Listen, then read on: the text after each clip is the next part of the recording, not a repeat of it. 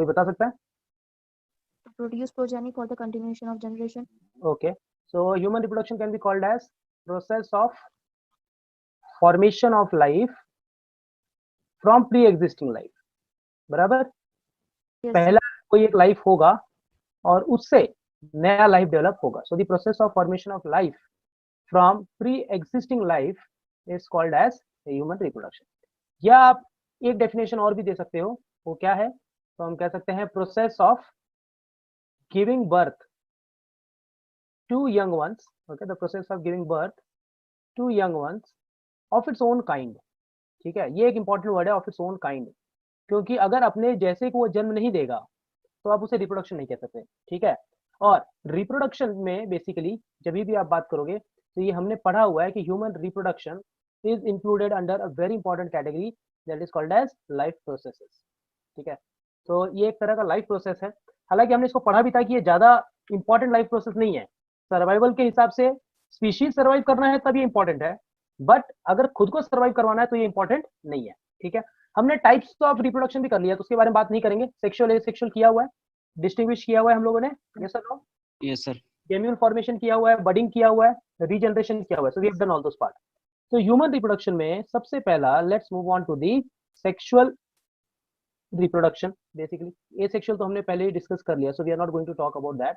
ठीक है, अच्छा, सेक्सुअल रिप्रोडक्शन में जब आप सबसे पहला इंपॉर्टेंट चीज पढ़ते हो तो वो होता है सेक्सुअल ऑर्गन. ठीक है, तो जैसे आप सेक्सुअल ऑर्गन की बात करते हो तो कुछ ऑर्गन ऐसे होते हैं जो बहुत इंपॉर्टेंट है, जरूरी है, और कुछ जो है एक्सेसरी में काउंट हो जाते हैं. So basically we put it under two categories. पहली कैटेगरी क्या कहलाएगी? Primary organ. ठीक है, वेरी मच इंपॉर्टेंट. और दूसरा जो कहलाएगा वो कहलाएगा सेकेंडरी ऑर्गन. सो ये इंपॉर्टेंट पार्ट है. ठीक है, प्राइमरी जो है सबसे इंपॉर्टेंट होता है. और जैसे आप प्राइमरी ऑर्गन की बात करोगे ना बच्चा, तो प्राइमरी ऑर्गन में दो हमें देखने पड़ेंगे, एक मेल के हिसाब से और एक फीमेल के हिसाब से. तो मेल के हिसाब से जो सबसे इंपॉर्टेंट ऑर्गन है वो क्या है रिप्रोडक्शन में? वो है टेस्टिस. ठीक है, testis is considered as the primary organ, या फिर आप इसे चाहो तो गोनैड भी कह सकते हो. अगर टेस्टिस बोलते हो तो डायरेक्ट क्लियर हो जाता है कि हम मेल गोनैड की बात कर रहे हैं, लेकिन जब आप गोनैड बोलते हो ना तो उसमें मेल गोनैड है या फीमेल गोनैड, उस पर क्वेश्चन आता है. तो इफ यू से testis it is directly clear. और टेस्टिस का सबसे इंपॉर्टेंट फंक्शन क्या होता है? तो हम सब जानते हैं, स्पर्म्स बनाना. आज फीमेल में क्या होगा, कोई बता सकता है? फीमेल में what will be the primary? Ovary होगा. Very good, ovary. So basically in female the primary gonad is nothing but ovary. और ओवरी का काम क्या है? It is to produce ovum that is egg.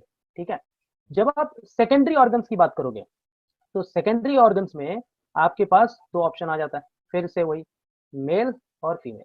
लेकिन इन दोनों को अलग अलग, चलो अलग ही अलग लिख देते हैं. मेल में क्या होगा? तो बेसिकली रिप्रोडक्टिव डक्ट हो जाता है. ठीक है, वो डक्ट जो रिप्रोडक्शन में इन्वॉल्व है, जिसे हम कहते हैं रिप्रोडक्टिव डक्ट. एंड क्या होगा? Accessory glands. ठीक है, ये सारे इंपॉर्टेंट पार्ट्स. और जब आप फीमेल के सेकेंडरी ऑर्गन की बात करोगे, again the female has what? So we say she has reproductive duct and accessory glands. ये जो है मेजर टाइप्स में काउंट हो जाता है. तो ये बेसिक अपना बना. ठीक है, जहाँ पे हम सेक्सुअल ऑर्गन्स के बारे में पढ़े, प्राइमरी और सेकेंडरी. अच्छा, मेल जब मैच्योरिटी की तरफ बढ़ता है, so logically male as well as the female is going to show something called as secondary sexual characters. बराबर ना? सेकेंडरी सेक्सुअल कैरेक्टर्स मतलब क्या होता है? वो कैरेक्टर्स जो मेल और फीमेल में प्यूबर्टी आने के बाद एक्सप्रेस होता है, that is what is called as secondary sexual characters. तो मेल में क्या हो सकता है, बता सकते हैं आप? मेल में सेकेंडरी सेक्सुअल कैरेक्टर्स क्या है basically? Anyone? Coming of beard okay, so here on the pubic hair. Very good. So male में आप कह सकते हो डेवलपमेंट ऑफ मुस्टैच. ठीक है, मूंछ आ जाती है, ये एक बड़ी बात है. And beard. ठीक है, दाढ़ी और मूंछ आ जाता है, तो मुस्टैच एंड बियर्ड का डेवलपमेंट होगा. ठीक है, ये एक हो जाता है. फिर क्या है? हेयर है, तो हम कहते हैं Change in voice. Very good. Hair on chest, फिर इन आर्मपिट. ठीक है, और ग्रोइन एरिया. ग्रोइन का मतलब प्यूबिक एरिया होता है. Just remember that pubic area is groin area. तो यहाँ पे हेयर का डेवलपमेंट हो जाता है. ठीक है, मेल का जो शोल्डर होता है ना, जो शोल्डर होता है, शोल्डर जो है बेसिकली ब्रॉड हो जाता है. कैसे फीमेल में जो है हिप रीजन ब्रॉड होता है, वैसे मेल में क्या होता है?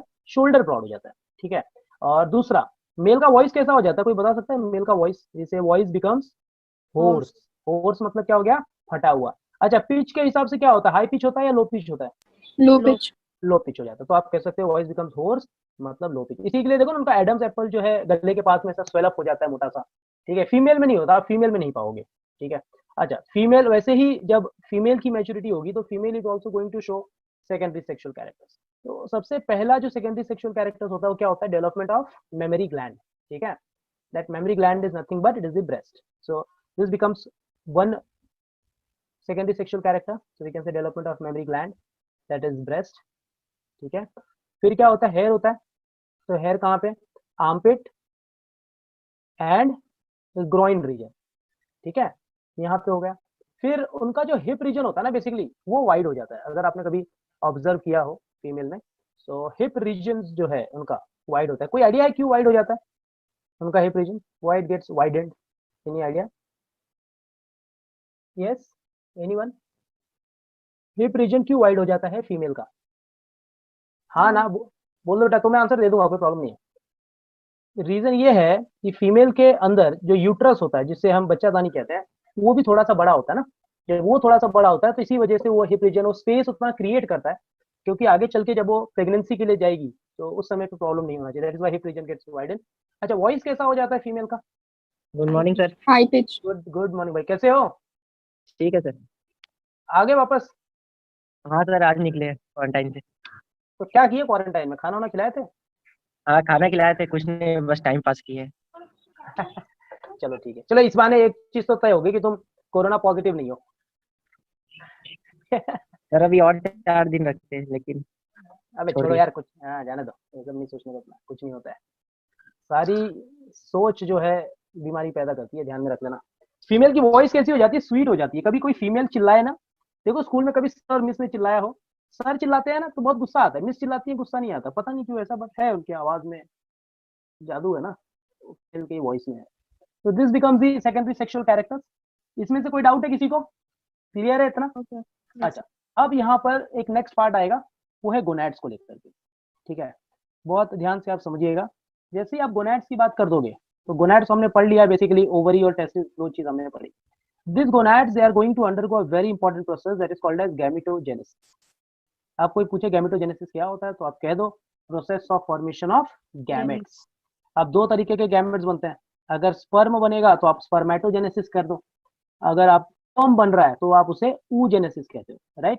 तो ये जो गैमेटोजेनेसिस हो रहा है ना, स्पर्मेटोजेनेसिस, oogenesis वगैरह, ये सब कहीं ना कहीं किसी हार्मोन के कंट्रोल में हो रहा है, ठीक है। बिना हार्मोन के तो दुनिया नहीं हिल सकती हमारे शरीर की, ये ध्यान में रखना। सो बेसिकली सेक्स हार्मोन्स है जो इन चीजों में इन्वॉल्व है, और सेक्स हार्मोन्स में दो आते हैं, एक है FSH, दूसरा है LH। FSH का फुल फॉर्म आता है, आपको 11th में पढ़ा था आप लोगों ने। Follicle stimulating hormone, very good, very good. Follicle stimulating hormone and LH luteinising hormone. Luteinising hormone होता है, ठीक है। अच्छा, जितने भी ह्यूमंस हैं, बेसिकली ऑल द ह्यूमंस, ठीक है, we are going to exhibit, क्या मालूम है, वीवी पैरिटी। वीवी पैरिटी का मतलब सबको पता है कि हम बच्चे को जन्म देंगे, so we give birth to young ones, ठीक है। ये एक दूसरा पॉइंट ऑफ कॉन्टेक्स्ट हो गया इसमें, जैसे यंग वंस।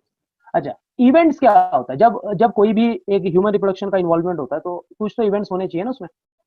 तो इवेंट्स के हिसाब से मैं एक शॉर्टकट दे देता हूँ, शॉर्टकट है GC फेल, ठीक है, ये शॉर्टकट है GC फेल। अब इसको सेंटेंस बनाने की जरूरत नहीं है, क्योंकि क्या होता है सेंटेंस बनाने जाओ तो फिर चीजें जो है ना बहुत बड़ी हो जाती है, क्योंकि क्या होता है टीचर्स जो है शॉर्टकट तो बता देते हैं उस पर, हम तो हमारे दिमाग में तो लाखों शॉर्टकट पड़ जाते हैं, कंफ्यूजन हो जाता है किसका क्या याद करें, ठीक है।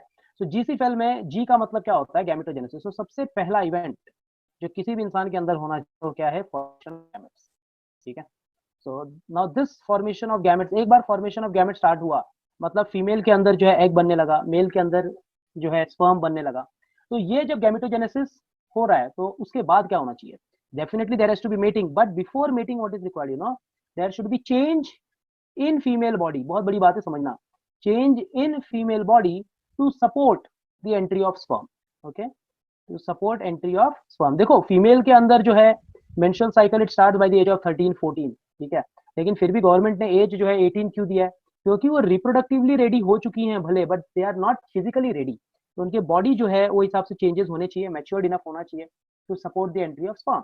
और एक बार स्पर्म और एग आ गए तो क्या होना चाहिए, दोनों का फ्यूजन। तो नेक्स्ट स्टेप में हम कह देते हैं there is fusion of gametes. अच्छा, गैमेट्स फ्यूज हो गया तो क्या बन जाता है, जाइगोट, ये भी बात हमें पता है। म्यूट कर लो प्लीज, म्यूट कर लो। After fusion of gamete there is something called as development of zygote. बहुत इंपॉर्टेंट बात है, क्योंकि गैमेट फर्टिलाइज हो गया, सब हो गया, तो जाइगोट का बनना जरूरी है। और एक बार ये जाइगोट डेवलप हो गया तो बच्चे का 9 महीना हो जाएगा, ठीक है, फिर जो है उसका बर्थ हो जाता है, सारी चीजें। और बर्थ होने के बाद सबसे ज्यादा जरूरी क्या है, बच्चा पैदा जब हो जाए तो मम्मी को मिल्क आना जरूरी है, that is called as production of milk, ठीक है। और ये प्रोडक्शन ऑफ मिल्क जो है बच्चे को मिलेगा, जिसकी वजह से बच्चा हेल्दी होता है। अब जो भी इवेंट आपने देखा अभी तक, सारे के सारे इवेंट अपने आप वाले नहीं है, ये सब कौन कंट्रोल करता है, hormones, which is the master gland, Pituitary. Pituitary gland, very good. Hypothalamus. नहीं रे बाबू, हाइपोथैलेमस मास्टर ग्लैंड बोला है, master gland is pituitary gland. Hypophysis.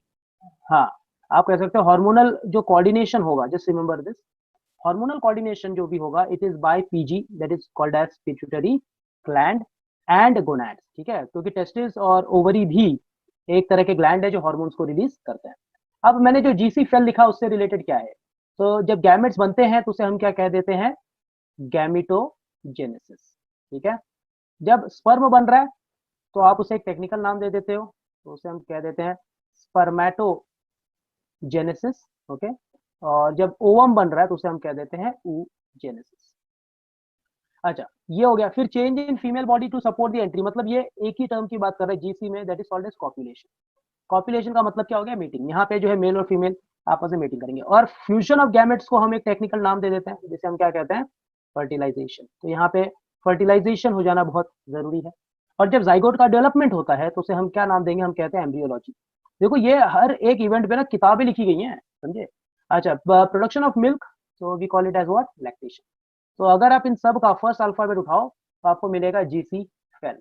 तो फॉर्मेशन ऑफ गैमेट मतलब क्या हो गया, देखो ये हमने बना दिया स्पर्म, ये बना दिया ओवम, ये बन गया। फिर फीमेल की बॉडी में चेंजेस होंगे, तो basically what will happen, the many sperms will approach this ovum, बहुत सारे आते हैं, लेकिन उसमें से एक जो होता है वो क्या करता है, एक भाग्यशाली विजेता जो उस एग को फर्टिलाइज कर जाता है। और एग को फर्टिलाइज कर दिया बेसिकली, तो वो जाइगोट का डेवलपमेंट होता है। तो सबको पता है यहाँ पे ऐसे क्लीवेज वगैरह स्टार्ट हो जाता है, ठीक है, सेल्स टूटते हैं, और फाइनली एक स्टेज ऐसा आता है जो इस स्टेज में चला जाता है बच्चा। याद है, ये हमारा इनिशियल स्टेज है। ये डायग्राम देखा कभी ऐसा, Yes, sir. ये हमारा इनिशियल स्टेज है। और उसके बाद जो चीजें हो जाती हैं तो जाहिर सी बात है, हम दुनिया में आ चुके होते हैं। ये सारी चीजें जो है, ये जो जीसी फेल हमने इवेंट बोला, ये बहुत इंपॉर्टेंट इवेंट है बेसिकली, और यही सबके लाइफ में होता है। यहाँ तक कोई डाउट है किसी को? We are going for the very important topic that is called as human male reproductive system, ठीक है।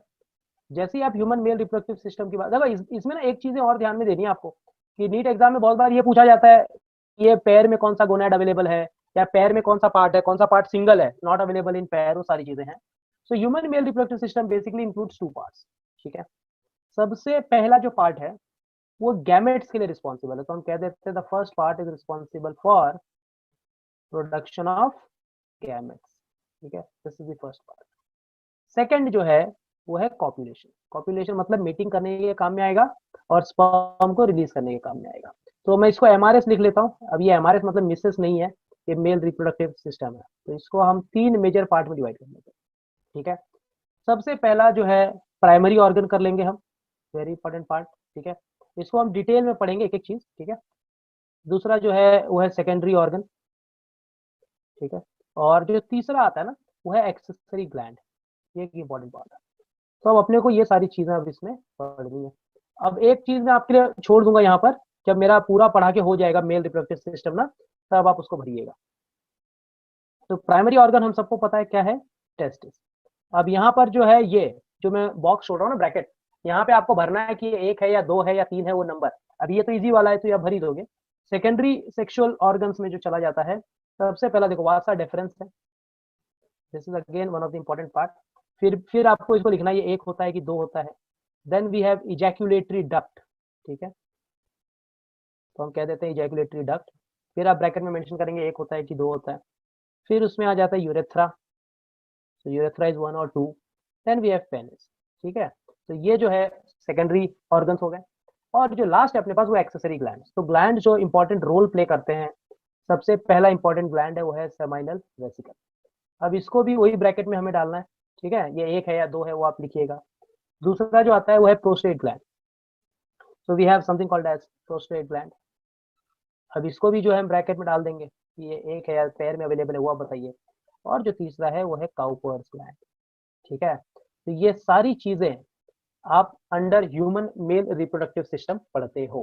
कोई डाउट है इसमें? क्लियर है सबको? ठीक है, अच्छा मैं ह्यूमन मेल रिप्रोडक्टिव सिस्टम का डायग्राम जो है ना उसको मैं बाद में कवर करूंगा। अभी हम एक एक पार्ट को स्टार्ट कर लें क्योंकि मेरा स्क्रीन पे जगह खाली है। या लिखोगे, क्या बोलते हो, कहीं ज्यादा ना हो जाए वो भी? लिख लें। हाँ वो भी मैं सोच रहा हूँ। चलिए ठीक है, एक से लीजिए। So we are going to study something called as testis. अब टेस्टिस से रिलेटेड बहुत सारी चीजें जो है आपको आनी जरूरी है। तो यहाँ पर जहां तक होगा मैं चीजें सिंपल रखूंगा। टेस्टिस जो है कहाँ प्रेजेंट है, तो हम कहते हैं टेस्टिस जो है it is present in scrotum. ठीक है, सबसे बड़ी बात, टेस्टिस जो है स्क्रोटम के अंदर प्रेजेंट होता है। तो मैं टेस्टिस के बारे में बाद में बात करूं, सबसे पहले हम किसके बारे में बात कर लेते हैं? स्क्रोटम के बारे में, क्योंकि टेस्टिस तो उसके अंदर है ना। तो जब आप स्क्रोटम की बात करोगे, स्क्रोटम है क्या, तो आप ये कह सकते हो scrotum is nothing but it's a pouch of pigmented skin. ठीक है, ये एक पिगमेंटेड स्किन होता है basically, pouch of pigmented skin. अब सवाल ये उठता है ये पिगमेंटेड स्किन आता कहाँ से है, तो हम कहते हैं ये अराइज करता है, अराइजेस फ्रॉम लोअर एब्डोमेन। ठीक है, तो लोअर एब्डोमिनल वॉल जो होगा बेसिकली मेल का, उसी से लोअर एब्डोमिनल वॉल से जो अराइज होगा वो क्या है, बेसिकली इट्स अ स्क्रोटम। ठीक है, अभी जैसे अगर मैं एक स्क्रोटम बना देता हूँ, for example let us take this to be this scrotum. ठीक है, ये एक स्क्रोटम है मान लो, और इस स्क्रोटम के अंदर जो है क्या प्रेजेंट है, टेस्टिस प्रेजेंट है। अब सवाल ये उठता है कि स्क्रोटम के अंदर टेस्टिस है, स्क्रोटम का जो है ये वॉल कैसा है। तो whenever we talk about wall of scrotum, ठीक है, जरा ध्यान से समझिएगा, wall consist of smooth muscles. ठीक है, इसके अंदर जो है स्मूथ मसल्स होते हैं। ठीक है, wall consist of smooth muscles. अब कोई पूछे उस स्मूथ मसल्स का नाम बता दो, तो हम कहते हैं वो स्मूथ मसल का नाम है dartos tunica muscle. This is very important name, it is called as dartos tunica muscle. तो डार्टस ट्यूनिका मसल क्या है, तो आप कह सकते हो ये वो मसल है जो बेसिकली क्या बनाता है, स्क्रोटम का वॉल बनाता है। ठीक है, अब कोई भी स्क्रोटम आप ले लेना कभी भी, वो हमेशा दो कंपार्टमेंट में डिवाइडेड है ऐसे। तो अगर आप स्क्रोटम को बाहर से भी देखोगे ना, मतलब उसको काटने की जरूरत नहीं है, अगर आप ऐसे भी ऊपर से देख लोगे तो बीच में एक लाइन दिखता ही है। तो this line what you can see is basically it's called as raphe. ठीक है, इस लाइन को हम एक नाम दे देते हैं, that is called as raphe. So अब यहाँ पे समझने वाली बात है कि ये जो है एक लाइन है और अंदर क्या मिलेगा आपको, सेप्टम मिल जाएगा। तो सेप्टम का काम क्या है, septum is going to divide this scrotum into two compartment. ये आपका बन जाएगा कंपार्टमेंट नंबर 1, ये आपका बन जाएगा कंपार्टमेंट नंबर 2। सवाल ये उठता है कि इस कंपार्टमेंट में है क्या। तो देखो यहाँ पे ध्यान से, अब हम एक और यहाँ पे डायग्राम बना लेते हैं स्क्रोटम का। ठीक है, ये हमने एक बना लिया। अब यहाँ पर जो है एक जो है आप ये बना लो, दिस इज दी राफे। ठीक है, जिसको आपने सेप्टम कह दिया है। इसके अंदर क्या है, तो व्हेनेवर वी से this is a compartment, so logically what happens you know, each compartment, ध्यान से समझना, हर एक कंपार्टमेंट जो है स्क्रोटम का उसके अंदर होता क्या है। तो very important thing that is present there is testis, पहली बात। ठीक है, टेस्टिस के ऊपर जो है हम सबको पता है एक सी शेप की कवरिंग होती है, जो आप सब लोगों ने कहीं ना कहीं नाम सुना ही होगा, इसको एपिडिडाइमिस कहते हैं। ठीक है, तो एपिडिडाइमिस है, और उसी एपिडिडाइमिस के नीचे से यहाँ से जो है एक और कॉर्ड निकलता है, अगर याद हो तो इसको स्पर्मेटिक कॉर्ड का नाम हम देते हैं। तो लॉजिकली स्क्रोटम के अंदर जो कंपार्टमेंट है, उस कंपार्टमेंट के अंदर कितने एलिमेंट्स हैं, तो हम कहते हैं 3 एलिमेंट। सबसे पहला एलिमेंट क्या है, तो हमने कह दिया टेस्टिस। अच्छा, कोई पूछा दूसरा एलिमेंट क्या है, तो हमने दूसरा एलिमेंट जो है कह दिया एपिडिडाइमिस, जो ये है। और जो तीसरा एलिमेंट है उसको हमने क्या नाम दे रखा है, that is called as vasa deferens, that is spermatic cord. तो हर कंपार्टमेंट में 3 एलिमेंट, पहला एलिमेंट टेस्टिस, टेस्टिस के ऊपर एक सी शेप की covering that is called as epididymis, और उसी से जो बेस निकलता है आप उसे कहते हो स्पर्मेटिक कॉर्ड। अच्छा, स्पर्मेटिक कॉर्ड का एक दूसरा भी नाम है, तो बता सकता है क्या नाम है स्पर्मेटिक कॉर्ड का?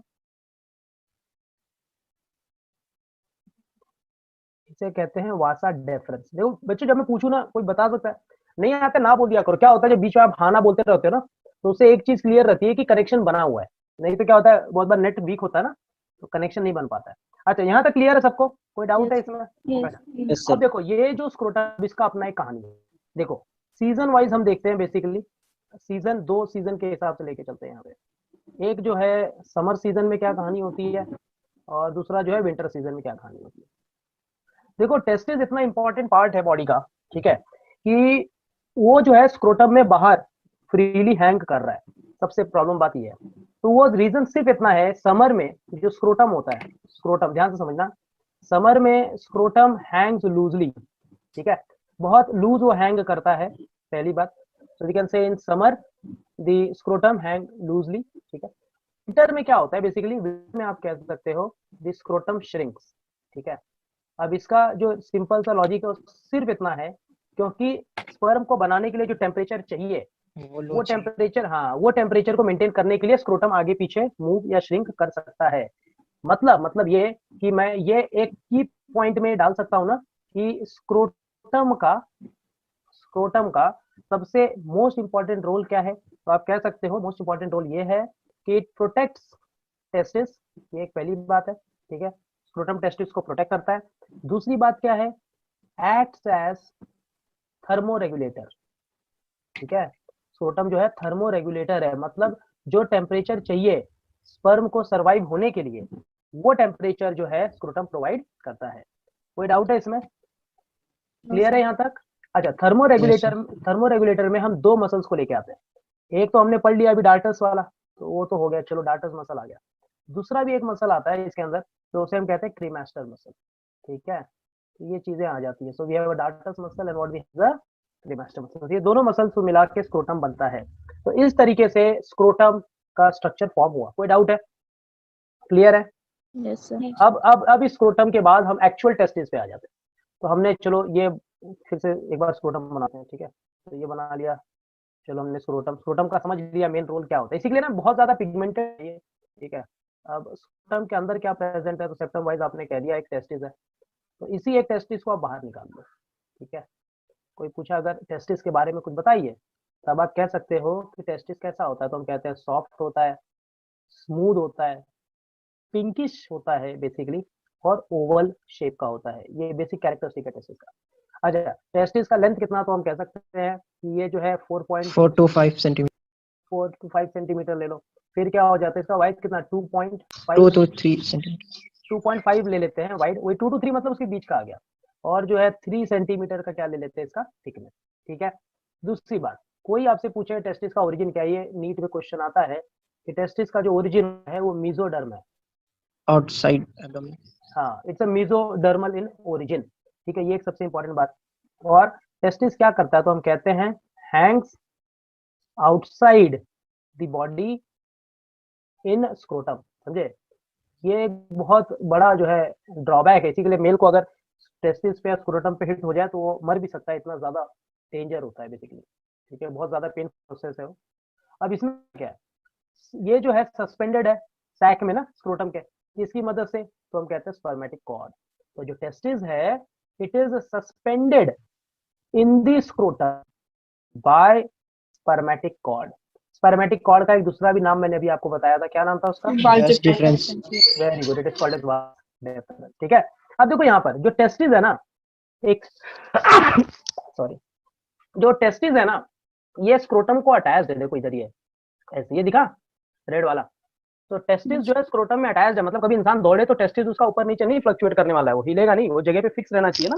तो इनके पास एक स्पेशलाइज्ड मसल होता है जो उसको स्क्रोटम को चिपका के रखता है। तो ये जो है इसको हम एक नाम देते हैं, इट इज कॉल्ड एज ग्यूबर्नाक्यूलम, ये बात याद रखिएगा, ठीक है।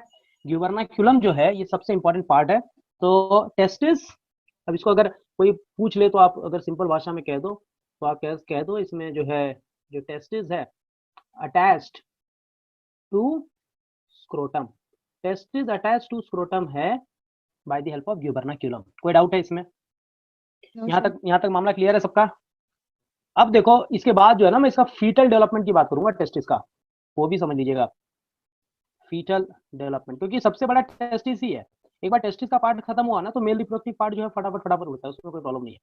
फीटल डेवलपमेंट की बात करते हैं। पहली बात, अब यहाँ पे मैं एक छोटा सा डायग्राम बनाता हूँ जिससे चीजें आपको थोड़ी सी और क्लियर हो। जैसे मान लो कोई एक छोटा सा बच्चा हो, ठीक है, जो मदर के वूम में बन रहा है बेसिकली, तो एक अभी मेरे डायग्राम को माफ करना, ठीक है, क्योंकि ये कंप्यूटर पे बना रहे हैं। तो ये जो बच्चा है, ये इसका छोटा सा पेनिस है, मान लो ये अभी स्क्रोटम नहीं बना है, ठीक है, स्क्रोटम नहीं बना है इस बच्चे का। तो ये जो है, ये मान लो ऊपर छोटी सी हमने क्या बना दी, इसकी किडनी, ठीक है। किडनी के नीचे जो है एक हिस्सा होता है, अगर आपने पढ़ा हो, ये वर्टिब्रल बोन्स आते हैं सबको, वर्टिब्रल बोन्स, वर्टिब्रल बोन्स याद है सबको, कितने होते हैं? No, sir. Yes, sir. Cervical, thoracic, lumbar, हाँ, सेक्रल, हाँ, कॉक्सियल, yes, sir. सब ना बोल Yes, देते। sir. हाँ, तो ये जो है किडनी है, याद रखना। ये जो बच्चा Yes, ना sir. मम्मी के Yes, मुंह में sir. तक की मैं बात कर रहा हूँ, तो Okay. ओके, टेस्टिस के ये जो किडनी है, किडनी के नीचे एक रीजन है जिसको आप कहते हो lumbar region. Please listen very carefully बेटा। टेस्टिस के नीचे एक रीजन, सॉरी, किडनी के नीचे एक रीजन है जिसको आप क्या कह देते हो, लंबार रीजन।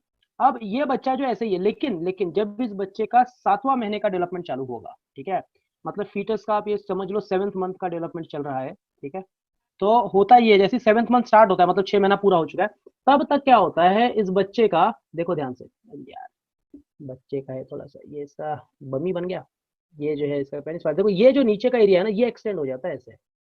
ये बात समझ में आई सबको? क्लियर है या फिर से बना दे? Is it clear? जो एब्डोमेन का एरिया था, वो एब्डोमिनल एरिया जो है बेसिकली क्या हो गया, एक्सटेंड हो गया, और वो Yes, sir. एक्सटेंड हुआ तो उसने बेसिकली क्या बना लिया, स्क्रोटम का एक एरिया बना लिया। तो ये जो हुआ बेसिकली ये क्या है, ये बन गया स्क्रोटम।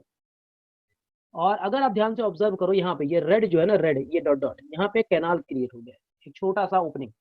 इस कैनाल को हम एक नाम देते हैं, this canal is called as inguinal canal. अब बहुत ध्यान से समझना मैं क्या बोलना चाह रहा हूँ, ये इनग्वाइनल कैनाल है। तो 7वें महीने पे क्या होता है कि जो किडनी के नीचे दोनों टेस्टिस है ना, इसी इनग्वाइनल कैनाल को बेसिकली पार करके दे descend in the scrotum. So we need to understand what happens during the 7th month. Testis descends, descends मतलब उतारना, ठीक है, testis descends in the scrotum, through what, तो हम कह देंगे inguinal canal, और इसी inguinal canal से टेस्टिस जो है आ जाता है। अच्छा, ये टेस्टिस को खींचने के पीछे भी एक मसल इन्वॉल्व है, कौन सा मसल था वो, क्या नाम था उसका, जो टेस्टिस और स्क्रोटम को जोड़ के रखा था? वेरी गुड, तो वही है ग्यूबरनाक्यूलम का पार्ट। अब देखो यहाँ पर, अगर इसको मैं थोड़ा सा ऐसे बना लूँ, थोड़ा सा इसको, इस डायग्राम को ऐसे ले लेते हैं, जैसे ये मान लो ये आपका बन गया इंग्यूनल कैनाल, ठीक है, ये चलो मान लेते हैं ये स्क्रोटम का एरिया है, ठीक है, तो इसको मान लेते हैं टेस्टिस, ये 2 टेस्टिस हम बना लेते हैं। तो होता क्या है, लॉजिकली टेस्टिस जो है इसमें से पास होकर के स्क्रोटम में आ जाना चाहिए, ये ऐसा रूल है। लेकिन बहुत बार ऐसा होता है ना कि आता नहीं है, समझ में आई बात? तो we put it under a condition now, ध्यान से समझना, if testis fails to descend in the scrotum, समझ में आई बात? टेस्टिस जो है इंग्यूनल कैनाल से पार करके स्क्रोटम में नहीं आ पाता, तब इसको हम एक टेक्निकल टर्म दे देते हैं, it is called as Cryptorchidism. Very good, it is called as cryptorchidism. Cryptorchidism is a technical term where the testis fails to descend into the scrotum through the inguinal canal, ठीक है। अच्छा, बहुत बार क्या होता है, ये इंग्यूनल कैनाल जो है ना, ये वाली इंग्यूनल कैनाल, इसकी एक इलास्टिसिटी होती है, ये भी आप ध्यान देना, जो ब्लू वाली बना रहा हूँ मैं, ये जो इंग्यूनल कैनाल है, ठीक है, इस इंग्यूनल कैनाल की अपनी एक इलास्टिसिटी है, ठीक है, इसकी अपनी एक इलास्टिसिटी। लेकिन बहुत बार ऐसा हो जाता है कि ये जो इलास्टिसिटी है किसी कारण से गायब हो जाती है, ठीक है। तो हम कह सकते हैं अगर इलास्टिसिटी लॉस्ट हो गया तो जाकर के इंसान को एक बीमारी हो जाती है जिसको आप कहते हो इनग्यूनल हार्निया, नाम सुना हो आपने, लोग कहते हैं हार्निया हो गया, हार्निया हो गया, ठीक है, सुना है कि नहीं सुना है? Yes, sir. ये होता है इंग्यूनल हार्निया। और इसके अंदर बेसिकली क्या होता है मालूम है, जो स्मॉल इंटेस्टाइन होता है ना, वो इसी इंग्यूनल कैनाल से स्क्रोटम के अंदर डिसेंड होता है, उतरने की कोशिश करता है। वो छोड़ दो, तो हार्निया वार्निया अपने को क्या लेना देना, वो अलग कहानी है, हमको यहाँ फोकस करना है। हमने कह दिया टेस्टिस जो है स्क्रोटम में नहीं आया, तो हमने कह दिया क्रिप्टोरकाइडिज्म। क्रिप्टोरकाइडिज्म का एक सिंपल सा मतलब हो गया कि ये बच्चा क्या हो गया, स्टेराइल। अब आप बोलोगे क्या सर इस बच्चे का टेस्टिस अब उधर ही रह जाएगा, एब्डोमिनल एरिया में ही रह जाएगा, क्या वो कभी स्क्रोटम में नहीं आ सकता? क्या लगता है आपको, आएगा कि नहीं आएगा?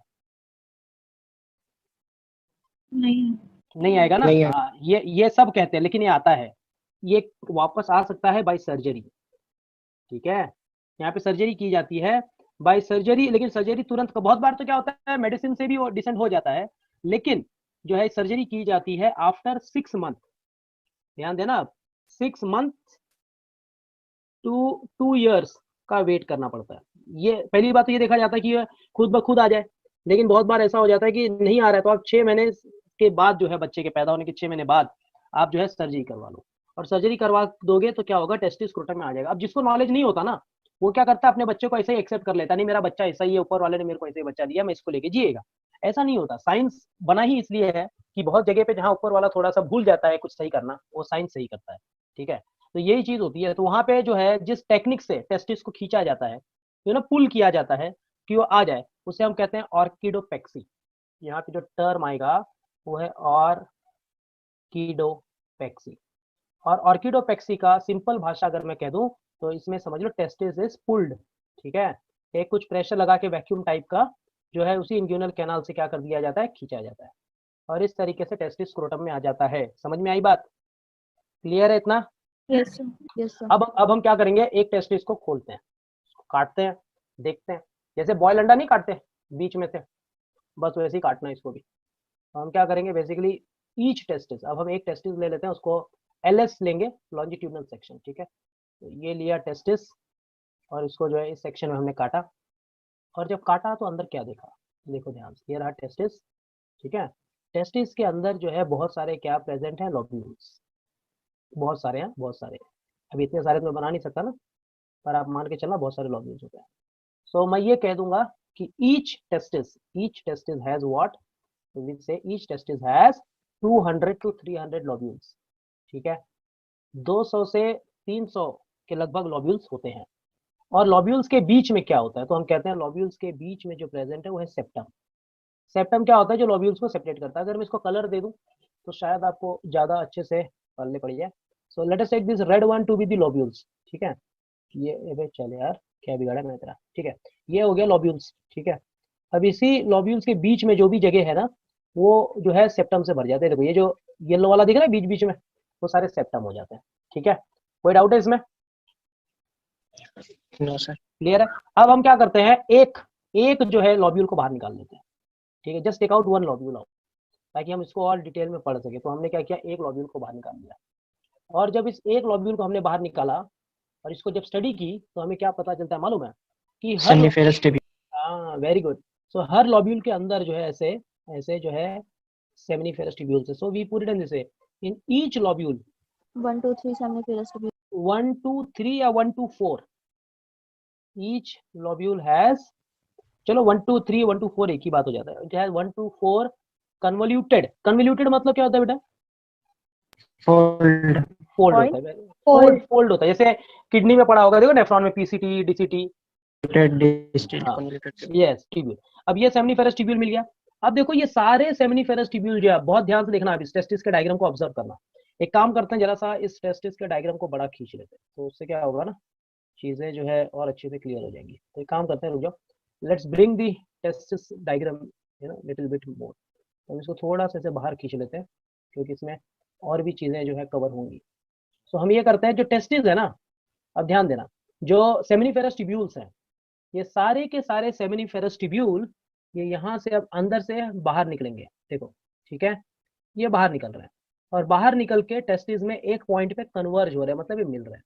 तो मैं ये कह सकता हूं कि all the seminiferous tubule they converge at a posterior surface, और एक स्ट्रक्चर बनाता है। इस स्ट्रक्चर को क्या कहते हैं मालूम है? It is called as rete testis. Very important part. So हम क्या कह देंगे रेटी टेस्टिस के बारे में? आप ये कह सकते हो कि जो ट्यूब्यूल्स होते हैं, we can say that the tubules they converge basically at posterior surface। बहुत ध्यान देना, tubules they converge at posterior surface, ठीक है, and forms रेटी टेस्टिस। कोई डाउट है इसमें? रेटी टेस्टिस वाली बात क्लियर होगी सबको? Yes, sir. ठीक है, अब यही जो रेटी टेस्टिस है, बहुत ध्यान से समझना आप, ये रेटी टेस्टिस अब बाहर निकलेगा। ठीक है, मतलब अब जो रेटी टेस्टिस है वो पार करेगा इस लेयर को, जो टेस्टिस का आउटर मोस्ट लेयर है ना, उसको ऐसे पार करता है। देखिए, ये समझ में आया मैं क्या बोलना चाह रहा हूँ? अब इसमें आपको ये समझना होगा कि जो टेस्टिस है जो है वो तो डिसेंड हो गया, चलो ठीक है। रेटी टेस्टिस से देखो नेक्स्ट इंपॉर्टेंट पार्ट, इसको अलग कलर में ले लेते हैं। So we can say from rete testis, ठीक है, ये भी इंपॉर्टेंट पार्ट है। फ्रॉम रेटी टेस्टिस जो है सब नहीं आते, मतलब वो कुछ जो कन्वर्ज है ना, उसमें से 15 to 20 फाइन कन्वोल्यूटेड बेसिकली जो ट्यूब्यूल्स हैं या डक्ट्यूल्स है बाहर आते हैं, ठीक है। सो 15 to 20 कन्वोल्यूटेड डक्ट्यूल्स जो है रेटी टेस्टिस से आएंगे और इसी को हम एक नाम देते हैं। अब ये नाम में बहुत बार बच्चा कंफ्यूज भी होता है, इसे कहते हैं वासा एफरेंशिया। ई है ये वर्ड, ई, डिफरेंस नहीं है, इसे हम कह देते हैं वासा एफरेंशिया। और ये वासा एफरेंशिया पार करता है, किसको पार करता है मालूम है? ये टेस्टिस का जो बाहर का लेयर है ना, ये वाला लेयर, इसको हम नाम देते हैं ट्यूनिका एल्बुजिनिया। क्या नाम देंगे इसको? Tunica albuginea. आलू भुजिया नहीं, एल्बुजिनिया। हाँ एल्बुजिनिया, आलू भुजिया क्या बोलते हैं यार। तो इसको हम कहते हैं वासा एफरेंशिया, ठीक है। तो ये बात याद रखनी। अब ये पियर्स होके भी जाएगा कहाँ, तो हम एक चीज ये लिख लेते हैं, जरा ध्यान से समझना। अब वासा एफरेंशिया मतलब वी लिख लेता हूं मैं, ठीक है। आप पूरा लिखिएगा प्लीज, नहीं तो जब कभी रिवाइज करोगे तो भूल जाओगे। वासा एफरेंशिया जो है इट पियर्सेस, किसको पियर्स करेगा? ट्यूनिका एल्बुजिनिया को। और पियर्स करने के बाद ये एंटर करता है इन एपिडिडाइमिस। कोई डाउट है इसमें? एपिडिडाइमिस में एंटर करेगा, कोई डाउट किसी को? क्लियर है? ये हमने टेस्टिस के बारे में, हाँ बेटा बोल। एपिडिडाइमिस का फंक्शन क्या है? अभी सब बताते हैं, रुक जाओ। अब मैंने क्या कहा, अभी वो एपिडिडाइमिस में आया, मैंने एपिडिडाइमिस के बारे में बात ही नहीं किया कुछ ना बेटा। यहाँ तक क्लियर है? हाँ बोलो तो। हाँ बोलो, क्या डाउट है? अगर कोई डाउट है तो पूछ लो। नेक्स्ट अब हम पढ़ने वाले हैं एपिडिडाइमिस। बहुत ही इंपॉर्टेंट कॉन्सेप्ट है, इसको जो है हम एक डायग्राम से डिवाइड कर लेंगे। चलो ये मैंने एक बना दिया टेस्टिस, ठीक है। टेस्टिस देखो, ये जो मैं अभी सी शेप का स्ट्रक्चर दूंगा ना, ये सी शेप का स्ट्रक्चर होता नहीं है एक्चुअली। जो वासा एफरेंशिया है ना, वो ऐसा फोल्ड करता है कि वो सी शेप में दिखता है। तो इसको हम 3 टुकड़े में बांट लेते हैं। चलो ये समझते हैं, थोड़ी सी कलरिंग कर ले, अच्छा दिखेगा। ये हो गया टेस्टिस, ये हो गया एपिडाइमिस का हेड, ये हो गया एपिडाइमिस की बॉडी, और ये हो गया एपिडाइमिस की टेल। कोई डाउट है इसमें? क्लियर है सबको? तो ये जो है एपिडाइमिस के बारे में अगर कोई पूछा तो सबसे पहला आप बोल दो कि ये सी शेप्ड स्ट्रक्चर है, ठीक है। This is a C shaped structure basically. It is on the posterior border of testis, ठीक है। ये भी ये बात याद रखना, एंटीरियर पोस्टीरियर सब सारी चीजें। It is on the posterior border of testis. और सबसे खास बात, जब आप एपिडाइमिस की बात करोगे तो इसके अंदर जो है ना वासा एफरेंशिया है पूरा, बराबर है कि नहीं? पूरा जो निकला हुआ है यहाँ से 15 to 20 कन्वोल्यूटेड ट्यूब्यूल से जो निकले थे, बेसिकली ये बन जाता है। तो ये जो इसके अंदर पूरा एक स्ट्रक्चर बनाता है ना, कॉम्प्लेक्स स्ट्रक्चर, ऐसे बहुत ज्यादा फोल्ड रहता है, बहुत फोल्ड, यही वासा एफरेंशिया। सो लॉजिकली अपने को ये समझना पड़ेगा कि एपिडाइमिस के अंदर क्या प्रेजेंट है, वी से वासा एफरेंशिया। अच्छा, ये वासा एफरेंशिया कितना बड़ा होता है? तो हम याद रख लेना 6 metre long. 6 metre long point, 6 metre मतलब कितना फीट हो गया भाई अलीशान? 6 मीटर कितना फुट होता है? 1 मीटर 3.25 फुट होता है। 6 मीटर मतलब 18-20 फुट पकड़ लो आप, ठीक है। कोई डाउट है इसमें? यहाँ क्लियर है सबको? Yes sir.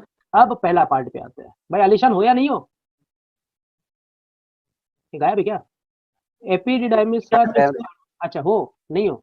एपिडाइमिस का 3 पार्ट है, ठीक है। ये हेड है, ठीक है, और ये जो है बॉडी है, इसको ऐसे ले लेते हैं, this is head, this is body, और जो नीचे वाला हिस्सा है इसको हम क्या कह लेंगे? टेल। टेल। अब जो है मैं जो बताने जा रहा हूँ बहुत गौर से सुनिएगा, ठीक है। तो जैसे ही आप हेड की बात करोगे, हेड में हम बोलेंगे पहली बात तो ये अपर पार्ट है एपिडाइमिस का, ये थोड़ा सा वाइडर है, मतलब थोड़ा सा चौड़ा होता है, ठीक है, वाइडर पार्ट है। और इसी हेड को हम एक नाम देते हैं, क्या नाम देंगे इसको? कहते हैं कपूट, एपिडाइडिमिस। ठीक है। कपूट कह लो या कैपेट कह लो, आपकी मर्जी है। It is called as caput epididymis. अब इस कपूट का काम क्या है, इसमें होता क्या है? तो इसके अंदर जो है ना स्पर्म अंडरगोस, बहुत ध्यान से समझिएगा एपिडाइमिस में, स्पर्म अंडरगोस फिजियोलॉजिकल मैच्योरेशन। जो स्पर्म का मैच्योरेशन होता है ना, वो इसी हेड में होता है। This is the very important part, epididymis के हेड में स्पर्म का मैच्योरेशन। फिर जो बीच वाला पार्ट है वो बॉडी है। तो बॉडी को आप पहले तो कह दो ये मिडल पार्ट है एपिडाइमिस का, दूसरा आप कह दो ये नैरो है। बॉडी को क्या कहते हैं? तो basically we call it as corpus, ठीक है। तो आप इसे कॉर्पस एपिडाइमिस भी कह सकते हो, ठीक है। इसका काम क्या है? ये सिर्फ ट्रांसफर कर देता है, जो भी स्पर्म मैच्योर हो गया ना, उसको जो है ट्रांसफर कर देगा किसके पास? टेल के पास। और बाकी सारा काम कौन देखेगा? टेल देखेगा। सो जैसे ही आप टेल का बात करोगे ना बेटा, तो टेल में याद रखना कि ये लोअर एरिया है, पहली बात लोअर पार्ट है एपिडाइमिस का, ये वाइडर है, ठीक है। टेल को एक और नाम दिया है, क्या बोलते हैं मालूम है? टेल को, ये वर्ड हमेशा कांस्टेंट है, कॉर्डा। हाँ, कॉर्डा कहीं पे भी बोल दो, कॉर्डा मतलब ही टेल होता है, इसमें कोई ऑप्शन ही नहीं है, ठीक है। अब इसके अंदर होता क्या, इस टेल का जो है एपिडाइमिस का टेल पार्ट, इसमें स्पर्म्स जो होंगे ये स्टोर्ड होते हैं। So we can say sperms are stored for short period of time. बहुत ध्यान दीजिएगा, sperms are stored for short period of time. तो ये जो स्पर्म्स हैं बेसिकली जो है टेल के अंदर स्टोर हो गए, और फॉर्मेट में स्टोर होते हैं। इस पे भी नीट में क्वेश्चन आता है कि किस फॉर्मेट में स्टोर होते हैं, तो हम कहते हैं स्पर्मेटोजोआ। ठीक है, अब लॉजिक ये है कि ये जो स्पर्म स्टोर हुआ ना, ये बॉडी से इजैकुलेट हो जाना चाहिए, बाहर निकल जाना चाहिए, ताकि उसकी जगह पे नए स्पर्म्स बने। लेकिन जरूरी तो नहीं कि इजैकुलेट हो, क्योंकि हमेशा तो मीटिंग इंसान करता नहीं है। तो होता क्या, अगर इजैकुलेट नहीं हुआ तो क्या, देखो ध्यान से, इफ नॉट इजैकुलेटेड, ठीक है, क्योंकि सीमेन जो स्पर्म्स निकलते हैं उसमें बहुत ज्यादा कैल्शियम और एनर्जी लेवल होता है। ठीक है, if not ejaculated then it is reabsorbed. समझे, हमारी बॉडी का ही एक पार्ट है जो रीएब्सॉर्ब कर लेता है। Then it is reabsorbed by vasa deferens, यानी कौन, स्पर्मेटिक कॉर्ड। स्पर्मेटिक कॉर्ड इसको क्या करता है, रीएब्सॉर्ब कर लेता है। ठीक है, कोई डाउट है इसमें, No, sir. क्लियर है?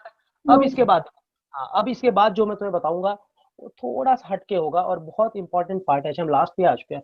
ठीक है, इसमें देखो एक इंपॉर्टेंट चीज, ये बहुत इंपॉर्टेंट है, ये आपको जल्दी कहीं मिलेगा भी नहीं, क्योंकि जो देखो हेड में जो स्पर्म बन रहे हैं छोटे छोटे ऐसे गोल गोल बन रहे हैं, तो ये जब तक टेल नहीं बन जाए स्पर्म का, तो स्पर्म चल ही नहीं सकता ना, बिना टेल का स्पर्म चलने से रहता कैसे है। तो लॉजिकली आपको समझना पड़ेगा कि एपिडिडाइमिस, ये बेटा जो स्टार बनाया ना उसको अलग से लिखना, क्योंकि आप जो है एम्स वगैरह में आता था, अब क्या नीट और एम्स एक साथ हो गया है ना, तो मिला जुला के कुछ भी पूछ सकते हैं। तो एपिडाइमिस के अंदर क्या है, माइक्रोविलाई है, तो हम कहते हैं एपिडिडाइमिस माइक्रोविलाई। पहली बात, ये माइक्रोविलाई क्या करता है, helps in movement of spermatid, very important बात, helps in movement of spermatid.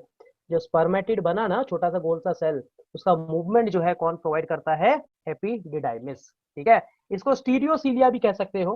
ठीक है, एपिडिडाइमिस के पास क्या स्टीरियोसीलिया भी होता है, जो 90% फ्लूइड को क्या करता है, एब्सॉर्ब कर लेता है। ठीक है, डाउट है इसमें बच्चा, क्लियर है इतना?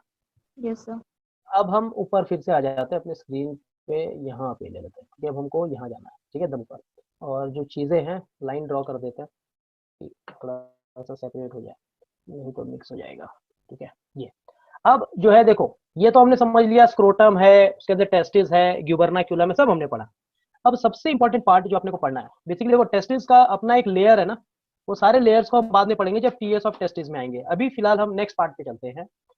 टेस्टिस के जो एपिडाइमिस है, देखो ध्यान से समझना, ये रहा टेस्टिस, ये इसके ऊपर रहा एपिडिडाइमिस, और इसी एपिडिडाइमिस से एक ऐसा कॉर्ड निकलता है बेस से। हमने इस कॉर्ड को क्या नाम दिया है, ये क्या है जो निकल रहा है, Spermatic cord. वेरी गुड बेटा, इसको कहते हैं स्पर्मेटिक कॉर्ड। और ये स्पर्मेटिक कॉर्ड कुछ और नहीं है, जिसका क्या नाम है, वासा डेफरेंस। ठीक है, अभी जब इसका डायग्राम देखेंगे ना तो आपको अपने आप भी क्लियर होगा। बट अब ये कैसा होता है, तो हम कह सकते हैं स्पर्मेटिक कॉर्ड जो है पैड है बेसिकली, क्योंकि दो टेस्टिस है तो दो स्पर्मेटिक कॉर्ड होगा। ठीक है, सो it is pad tubular structure. ठीक है, it is pad tubular structure arising from what, कौन सा एपिडाइमिस निकलेगा, कपूट की coda, chorda. Coda. So arising from coda epididymis, ये बहुत इंपॉर्टेंट वर्ड है। ठीक है, कॉडा एपिडिडाइमिस से निकलेगा। ये स्पर्मेटिक कॉर्ड जो वासा डिफरेंस की आप बात कर रहे हो, ये 40 सेंटीमीटर लंबा होता है, 4 centimetre long.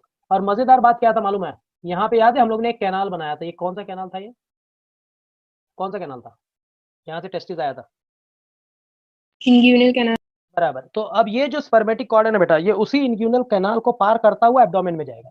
So we can से वासा डेफरेंस एंटर्स, ठीक है, ध्यान से समझना, vasa deferens enters in the abdominal cavity. ठीक है, it enters in the abdominal cavity through inguinal canal.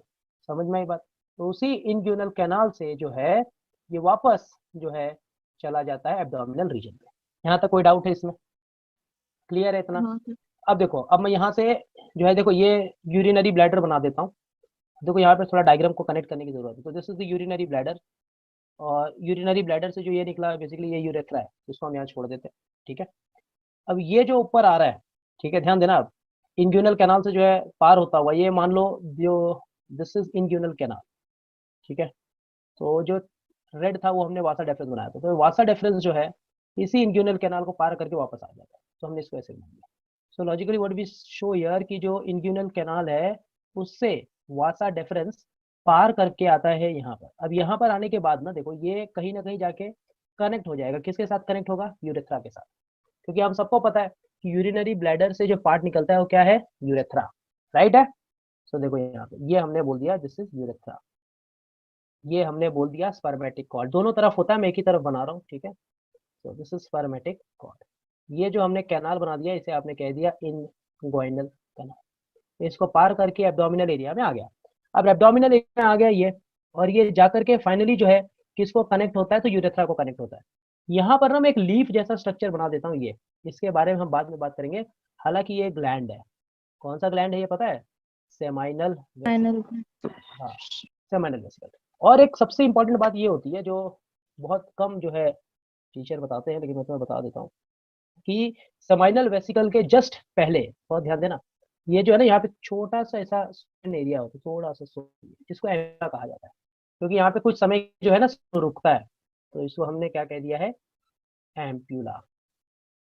अब लॉजिक को समझते हैं, ये यूरेथ्रा को आके कनेक्ट, लेकिन डायरेक्ट नहीं हो रहा ना, इसके बीच में यहाँ पर ये देखिए जो शेडेड कर दिया मैंने, ये जो है ये 2 सेंटीमीटर का डक्ट है, very important part, this is 2 centimetre duct.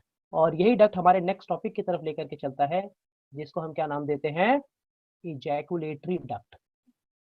Ejaculatory duct का काम क्या होता है, जो स्पर्म निकलता है ना वो अंडर प्रेशर निकलना चाहिए, ताकि वो फीमेल के वजाइना में एक डिस्टेंस को ट्रेवल कर पाए, क्योंकि फीमेल का वजाइना हाईली एसिडिक होता है, तो उस एसिडिक कंडीशन को अवॉइड करने के लिए ये चीजें होती है। सो ये जो है ना, so this is what is you can say with respect to this part, तो somewhere or the other you need to understand, ठीक है।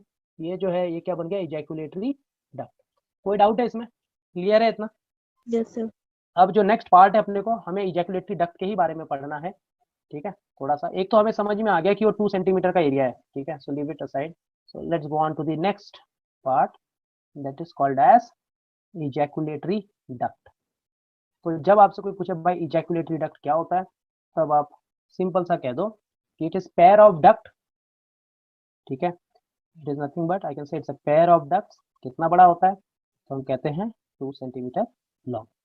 ये बनता है किससे है, जरा ध्यान, अगर डायग्राम में, अगर आपको डायग्राम थोड़ा सा अगर दिमाग में हो तो किससे बनता है, it is formed by joining of, ठीक है। 2 चीजें वहां पे ज्वाइन हुई ना, वासा डिफरेंस प्लस सेमाइनल वेसिकल का डक्ट, बराबर है कि नहीं, Yes, sir. हाँ formed by joining of Vasa difference, Vasa difference का जो डक्ट है उससे तो जुड़ेगा ही, और साथ में किसका भी डक्ट उसमें आ रहा था, सेमाइनल वेसिकल का डक्ट। सो ये दोनों चीज को जोड़ के जो है बेसिकली ये आपको क्या बना देता है, इजैकुलेटरी डक्ट। ये देखो दिख रहा है, ग्रीन वाला डक्ट जो ब्लैक वाला डक्ट है सेमाइनल वेसिकल का डक्ट है, और ये वासा डिफरेंस का डक्ट है, दोनों को जोड़ के क्या बनता है, इजैकुलेटरी डक्ट। अब इजैकुलेटरी डक्ट खुलता क्या है, तो हम कह देते हैं कि इजैकुलेटरी डक्ट ओपन्स इनटू, कहाँ ओपन होगा, यूरेथ्रा में, क्योंकि वहां पे जाकर के वो जुड़ जाता है। यूरेथ्रा में भी कौन से रीजन पे, तो यहाँ पे दूसरा ग्लैंड आता है जहाँ पे खुलता है, जिसे हम एक नाम देते हैं, क्या नाम देंगे उसे हम, प्रोस्टेट, Prostate. प्रोस्टेट ग्लैंड पे जाकर के खुल जाता है। अच्छा इसका काम क्या है, अभी इजैकुलेटरी डक्ट तो है ही है, नो डाउट, फंक्शन भी मैंने बता दिया। ये जो है ना स्पर्म को कैरी करेगा, जरा ध्यान से देखना इजैकुलेटरी डक्ट का काम क्या है। So it carry seminal fluid, क्योंकि सेमाइनल वेसिकल का जो भी सिक्रीशन होगा उसको कैरी करेगा, प्लस स्पर्म को कैरी करेगा, किसकी तरफ, यूरेथ्रा की तरफ। यहाँ तक कोई डाउट है किसी को, No, sir. क्लियर है? क्योंकि अब इसके बाद इजैकुलेटरी डक्ट के बाद जो अपने को नेक्स्ट पार्ट पढ़ना होगा वो यूरेथ्रा होगा, क्योंकि यूरेथ्रा को ही जाकर के वो फाइनली मिलता है। So ejaculatory duct now is going to open into the most important part बेटा, जिसको हम क्या नाम देते हैं, यूरेथ्रा। तो चलो यूरेथ्रा के लिए हम ऐसे कर लेते हैं, ये मान लो हमने बना लिया यूरिनरी ब्लैडर, ये जो है लंबा सा यूरिनरी ब्लैडर जो एक्सटेंड हो गया, तो बेसिकली ये बन गया यूरेथ्रा, ठीक है। इसको हम थोड़ा, यूरेथ्रा को एक्चुअली 3 अलग पार्ट में डिवाइड किया गया, उसको हम देख लेते हैं पहले। ये जो है यहाँ पे एक ग्लैंड तैयार होता है बेसिकली, जो आप कहते हो प्रो ग्लैंड वाला पार्ट ये, और इसी के नीचे एक छोटा सा और ग्लैंड होता है, क्या बोलते हैं इसको, Cowpers. काउपस ग्लैंड। और यहाँ से ये जो लाइन बना रहे हैं ना, यहाँ से एक्चुअली जो है पेनिस का स्टार्ट होता है, तो इसको इस बना लेते हैं, ये पेनिस का area, not at all difficult to understand. तो अगर आप ध्यान से ऑब्जर्व करोगे ना, तो यूरेथ्रा जो है इसको 3 अलग अलग पार्ट में डिवाइड किया गया है। सबसे पहली बात यूरेथ्रा के बारे में याद रखिएगा कि it's a common pathway for sperm and urine, ठीक है। यूरिन और स्पर्म को पास होने के लिए ये पाथवे है, इसीलिए इसको क्या नाम देते हैं, Urinogenital tract. यूरिनोजेनाइटल ट्रैक्ट, ठीक है, ये हमने कह दिया। अब यहाँ पर जो यूरेथ्रा है हम उसको 3 टुकड़े में डिवाइड कर देते हैं। पहला तो ये ब्लू वाला टुकड़ा मान लो जिसमें प्रोस्टेट ग्लैंड आ गया, ठीक है। फिर ब्लू के बाद जो है ग्रीन वाला रीजन आ गया ये, और फाइनली जो है ये रेड वाला जो है रीजन है पूरा ये, देखो ये दिख रहा है कलर सबको ना, I hope it is Yes, visible. sir. Okay, अब इन तीनों यूरेथ्रा को हम समझने की कोशिश करते हैं। तो जो ब्लू वाला है इसे आप कह दोगे प्रोस्टैटिक यूरेथ्रा। अब इसको आपने प्रोस्टैटिक यूरेथ्रा सिर्फ इसलिए कह दिया क्योंकि ये प्रोस्टेट ग्लैंड के एरिया में कवर करता है। समझ में आ गई बात? Why it is called as prostatic urethra? Because it is present in the area of prostate gland. ये प्रोस्टैटिक यूरेथ्रा कितना बड़ा होता है, तो हम कहते हैं 2.5 सेंटीमीटर का होता है। ये काम क्या करता है, तो हम कहते हैं prostatic urethra carries only urine, ठीक है। कोई डाउट है प्रोस्टैटिक यूरेथ्रा से रिलेटेड किसी को भी? No, sir. No, sir. अच्छा, प्रोस्टैटिक यूरेथ्रा के नीचे जो ग्रीन वाला हिस्सा है, ग्रीन वाला, इसको हम क्या कहते हैं, मेम्ब्रेनस यूरेथ्रा, ठीक है। इसको हमने क्या नाम दे दिया, हमने कह दिया मेम्ब्रेनस यूरेथ्रा। जैसे ही आप मेम्ब्रेनस यूरेथ्रा बोलोगे तो कहां पर है, तो हम कहते हैं between end of prostate gland. देखो ध्यान से, it is between end of prostate gland, बराबर है ना, प्रोस्टेट ग्लैंड के ये एंड पे है, एंड रूट ऑफ पेनिस, मतलब जहां से पेनिस स्टार्ट होता है वो एरिया में आ गया। सो लॉजिकली अगर मैं स्ट्रक्चर वाइज देख लूं तो आपको अपने आप समझ में आ जाएगा। सो इट इज प्रेजेंट इज ये जो है ना, ये जो है प्रोस्टेट का बेस यहाँ पे एंड हो गया, और यहाँ से जो है पेनिस स्टार्ट होता है तो इसका रूट हो गया, तो इसके बीच का जो भी हिस्सा हो गया वो क्या हो गया, membranes urethra. And this membranes urethra again it is 2.5 centimetre के हिसाब से, और इसका काम क्या मालूम है, it carries urine and semen, जो स्पर्म जो होता है जिसे आपको, ये प्रोस्टैटिक यूरेथ्रा खाली यूरिन कैरी करता है, ये क्या करता है, यूरिन और सेमेन दोनों कैरी करता है। और लास्ट वाला जो है अपने पास ये वाला आ गया, इस यूरेथ्रा को आप कह देते हो पिनाइल यूरेथ्रा, ठीक है।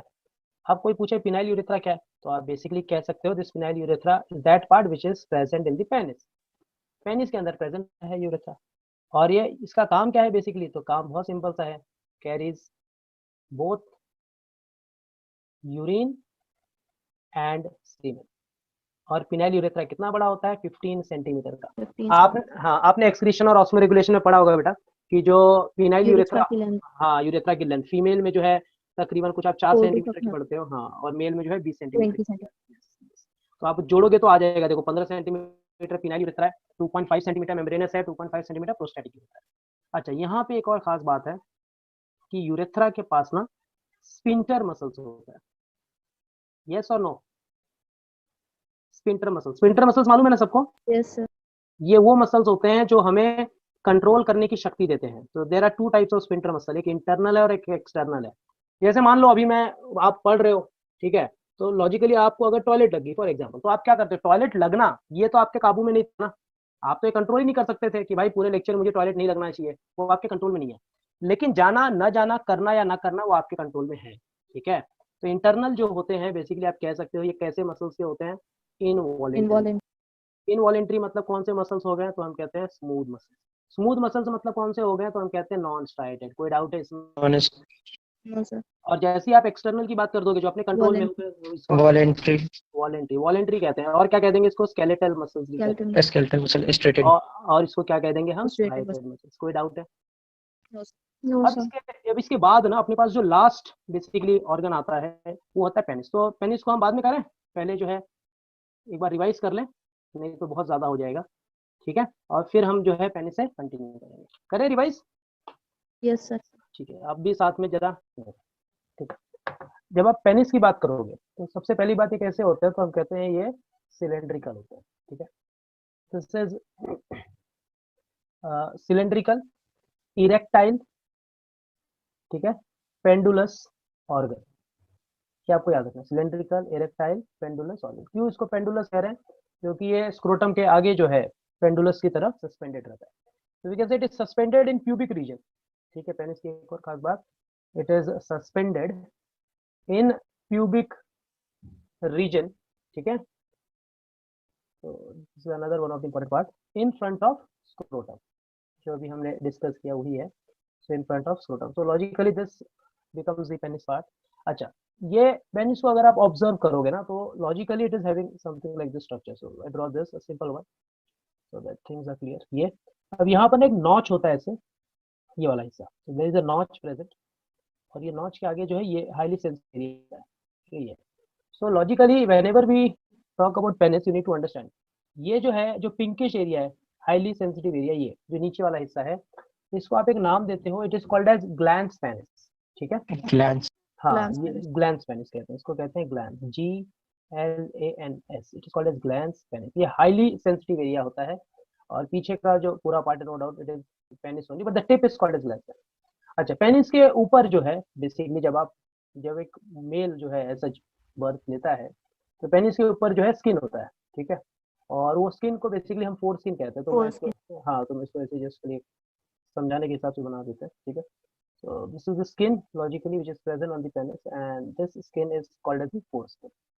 अब ये जो फोरस्किन है ना, बेसिकली इनिशियल स्टेज पे रहता है. ठीक है, अब फोरस्किन जो है साइंटिफिकली देखा जाए तो इसको निकाल देना भी ज़्यादा बेटर होता है, क्योंकि फोरस्किन अगर आप इसको सर्जिकली अगर रिमूव कर देते हो, सर्जिकली रिमूव्ड, तो हमें देते हैं, क्या कहते हैं इसको, it is called as circumcision. ठीक है, अब ये निकाल देना बहुत जरूरी होता है. सर्कमसिजन क्यों करना जरूरी है, उसका भी एक रीजन है, जरा समझने की कोशिश करते हैं. जो स्किन होता है, स्किन के अंदर नो डाउट स्वेट ग्लैंड्स होंगे. ठीक है, ये स्वेट ग्लैंड से जो भी स्वेट निकलता है, वो एक फ्लूइड, व्हाइटिश फ्लूइड रिलीज करता है. ये यहाँ पे जो ग्लैंड्स पेनिस के नॉच में जमा होता है, स्टिकी सब्सटेंस होता है, व्हाइटिश एकदम थोड़ा. ठीक है, इसको स्मेग्मा कहते हैं. This is called as smegma. और अगर ये स्मेग्मा जमा होते गया, ठीक है, तो एक टाइम पे ऐसा आ जाता है कि ये जो है पेनिट्रेट कर जाते हैं पेनिस के अंदर, और जिसकी वजह से प्रोस्टेट कैंसर होने के चांसेस बढ़ जाते हैं. अगर आप फोरस्किन को सर्जिकली निकाल देते, जैसे आप लोगों में देखो, मुस्लिमों में खतना करके होता है, एक रिचुअल होता है जहाँ पे जो है फोरस्किन को दिया जाता है.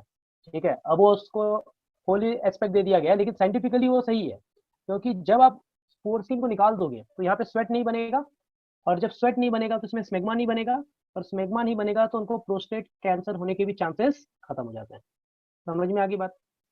कोई डाउट है इसमें? क्लियर है? Yes, sir. अच्छा, जो मेल का पेनिस होगा ह्यूमन में, basically penis has no bones, ये एक सबसे बड़ी बात है. ठीक है, लेकिन खाली ह्यूमन सा, बाकी कोई भी जानवर ले लो आप, बंदर लो, बकरी लो, गधा, घोड़ा, ऊंट, कुछ भी ले लो, they all have bone in their penis. उस बोन को ना बैक्यूलम कहते हैं. ठीक है, तो चलो वो सारी चीजें मैं एंड में बता दूंगा, फिलहाल ह्यूमंस के हिसाब से इतना ही है, they have no bone basically. और जब आप इसको काटते हो ना, इसका ऐसे टीएस लेके देखो, let's take the transverse section. तो जब आप इस पेनिस को कट करते हो और डिटेल में स्टडी करते हो, तो आपको ये ऐसा कुछ दिखेगा. देखो, ये एक बन गया. अब इसके अंदर जो है ये दो ऐसे चेम्बर्स हम बना लेते हैं, चलो मान लो. ठीक है, ये बन गया. ठीक है, तीसरा जो है ये नीचे आ गया, ये, और चौथा जो है वही है. अब देखो, ये जो है ना, ये एक इंपॉर्टेंट पार्ट है, इसको थोड़ा सा कलर देते हैं. Colour which colour do you want? Red, blue, और क्या ले लें, ग्रीन ले लेते हैं. चलो ठीक है. ठीक है, ये वाली बात आ गई. अब यहाँ पर जो है, जब इसको काट के देखते हो, तो ये जो पेनिस है वो 3 कॉलम ऑफ इरेक्टाइल टिश्यूज का बना हुआ है. So I can put it in this way, the penis is made up of what we say, it is made up of 3 column of erectile tissue. ठीक है, 3 column है erectile tissue का जिसका ये बना हुआ है. अब वो 3 टिश्यू कौन कौन से हैं? तो यहाँ पे 2 जो होता है, 2 वो पोस्टीरियर लैटरल टिश्यूज है. सो वी कैन से 2 पोस्टीरियर लैटरल. ठीक है, मतलब पोस्टीरियर और लैटरल दोनों बाजू है. तो 2 पोस्टीरियर लैटरल टिश्यू को हम एक नाम देते हैं, that is called as corpora cavernosa. ठीक है, बड़ा अजीब सा प्यारा सा नाम है इसका. It is called as corpora cavernosa. ठीक है, ये वाली बात होगी. और एक जो होता है वो मिडल टिश्यू होता है बीच में. ठीक है, उस मिडल टिश्यू को हम एक नाम देते हैं, उसे कहते हैं corpora spongiosum. Spongiosum. Very good. So it is called as corpora cavernosa और कॉर्पोरा स्पॉन्जियोसम. ठीक है, स्पेलिंग आप बराबर लिख लीजिएगा. अब यहाँ पर जो है लेबलिंग कर लेते हैं, जो ब्लू वाला है 2, इसी को आप क्या कह रहे हो, Corpora cavernosa. कैवर्नोसा, ठीक है, ये वाली बात होगी। और ये जो ग्रीन वाला है उसको आपने क्या कह दिया, Corpora उसको आपने spongiosum. कह दिया राइट। और यही जो कॉर्पोरा स्पॉन्जियोसम है ना, यही कॉर्पोरा स्पॉन्जियोसम ये एक्सटेंड होता है, यही एक्सटेंड होकर के क्या बना लेता है, it forms the glans penis, ठीक है। तो जो ग्लैंस पेनिस का फॉर्मेशन होता है तो वो it's none other than basically you can say corpora spongiosum.